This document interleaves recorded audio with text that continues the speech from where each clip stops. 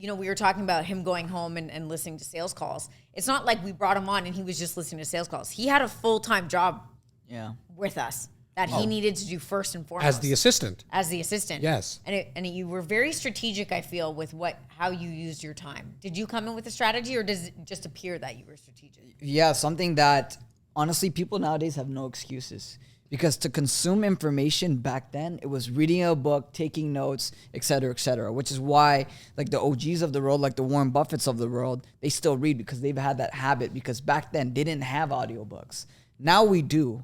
So nowadays you have zero excuses. Whenever I want to learn something new, I just listen to videos on YouTube. You can listen to it on the car. So now people have zero excuses, because what most people end up doing is playing music in the car. That's not productive, right? And a lot of the shit they say in the music anyway, it goes into your subconscious mind. So when you're hearing, "Oh, I'm dealing drugs, I'm gonna kill this person," that all the crazy shit. I mean, my age demographic, that's the stuff they listen to. Whereas on the flip side, I'm listening to your calls. I'm listening to your masterclass. I literally did that, and it was also perfect timing. Not to say COVID was a good thing by any means, but during COVID, I had nothing else to do. Yeah.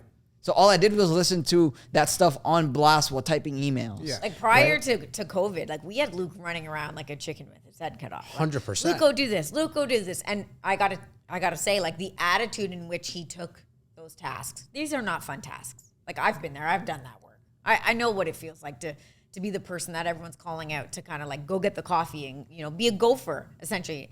It's not the most admirable kind of work. Like you don't feel that way, but you always did it with a smile on your face. There was never any pushback. There was never an eye roll, and you always put that work first. But what I think, hang on one sec, Lauren, and I want you to go back to that. I just want to mention it because he did it for fucking 12 to 13 hours a day, every single day, 7 days a week. Not once did he ask me for more money. And not to say that by asking for more money, you're doing anything wrong. It was the consistency of doing it for 12, 13 hours a day for a 2-year period. It's insane how long he did it for, as well as, and he didn't work for free for the 2 years. I think it was after 6 months, I was like, okay, I know I'm going to lose you. I'd be an idiot not to start paying you now, even though I think we talked for a year. But it was the fact of how many hours he put in a day. And I think that's very important for people to listen to, because some people say, well, I did it now for 3 months and I didn't get anything. Well, your income is in direct proportion of the value you're bringing into the marketplace. And at that time, he still wasn't bringing a lot of value, because the marketplace, at least his direct marketplace that he was working with, which was myself and you, we didn't think that he still should have gotten paid more than his salary after that 6-month period. It was after the fact that he did it for that 12, 18-month period. Well, I think a lot of people, they come in, they'll say, well, I'll just be an assistant so I can learn.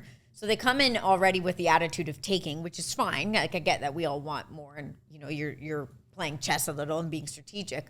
But Luke never, it's not like Luke would come first thing he would come first thing in the morning, before hours, when he knew it wasn't even, I'm not even being paid to be here, because he knew you showed up early. Oh, yeah. So he would pick your brain early. How smart is that?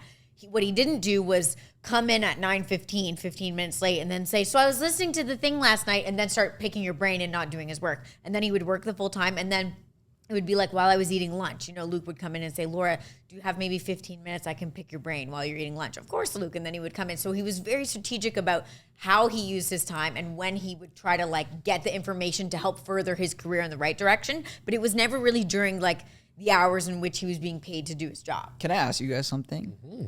So a lot of people do bring that kind of value to me, for example, and then sometimes I just still don't want them to pick my brain, because I find that they're just, their charisma, their personality, it's not there. It doesn't sound, I don't know how to describe it. I just couldn't resonate with you. So it's just whatever. I'll give you your information, but I can't go deep. You're not striking a chord to my soul. How much would you guys say my jokes played a big part in that?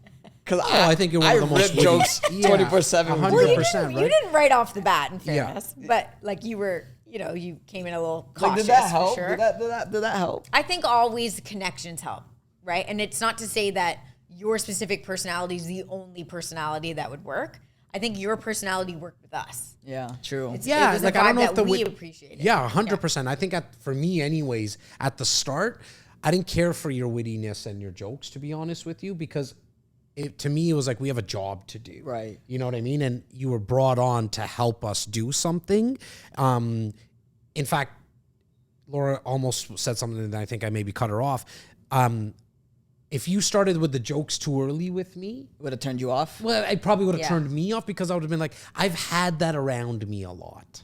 Yeah. Like, I've had the wittiness and the Like, jokes, and they're jokes, fun, jokes. and it's awesome. And it's like, but we need you to know what I work. mean? Yeah, it's like, we need to work. We have a lot of stuff to do, especially with your role.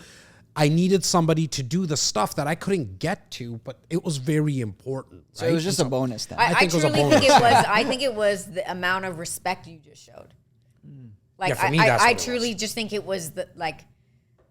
I can't put my finger on it. You were just so respectful of our time and Yeah. of like, you made us feel like we were doing you a favor a bit, which Yeah. and people like helping other people. Yeah, look. Like you never made me feel like I owed it to you, and that made me want to give it to you more.